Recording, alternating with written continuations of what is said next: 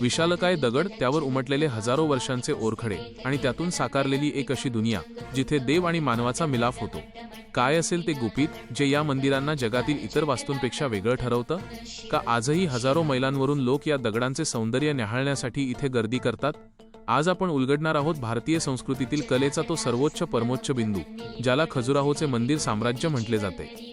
सप्रेम नमस्कार प्रेक्षकांनो, स्वराज्य रक्षक या आपल्या चॅनलवर तुम्हा सर्वांचं पुन्हा एकदा मनपूर्वक स्वागत. मध्य प्रदेशातील विंध्य पर्वत रांगांच्या कुशीत वसलेली ही मंदिरे म्हणजे भारतीय स्थापत्यकलेचा सुवर्णकाळ आहे.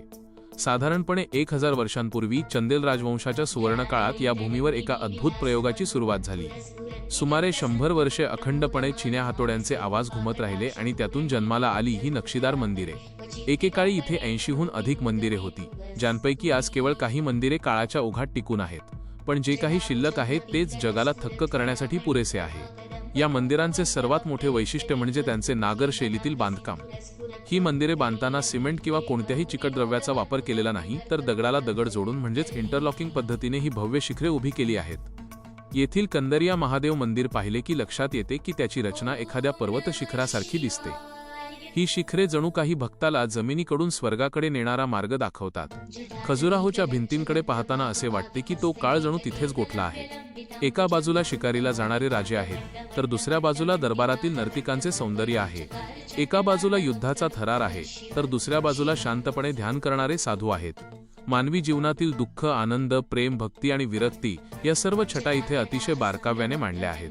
येथील शिल्पकारांनी दगडाला इतकी कोमलता दिली आहे की कापडाच्या घड्या किंवा दागिन्यांचे नाजूक पैलू आजही अगदी स्पष्ट दिसतात.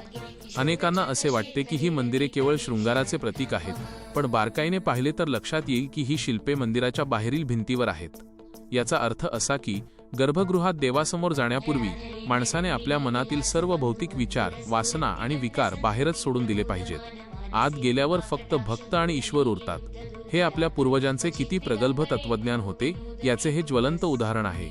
आक्रमकांनी ही मंदिरे नष्ट करण्याचा प्रयत्न केला, पण या भूमीच्या नशिबात हा वारसा टिकणे लिहिले होते. घनदाट जंगलात ही मंदिरे शेकडो वर्षे झाकून राहिली, ज्यामुळे ती पूर्णपणे जमीनदोस्त होण्यापासून वाचली. आज जेव्हा आपण या मंदिरांच्या पायऱ्या चढतो, तेव्हा आपल्याला आपल्या पूर्वजांच्या पराक्रमाचा आणि बुद्धिमत्तेचा प्रचंड अभिमान वाटतो. हा वारसा जपणे आणि तो पुढच्या पिढीपर्यंत पोहोचवणे हे आपले कर्तव्य आहे.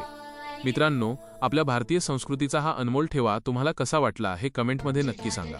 अशाच गौरवशाली इतिहासाची माहिती घेण्यासाठी आपल्या स्वराज्य रक्षक चॅनलशी जोडून राहा. व्हिडिओ आवडला असेल तर लाईक करा आणि आपल्या मराठी बांधवांपर्यंत हा व्हिडिओ पोहोचवण्यासाठी शेअर करायला विसरू नका. जय जिजाऊ, जय शिवराय.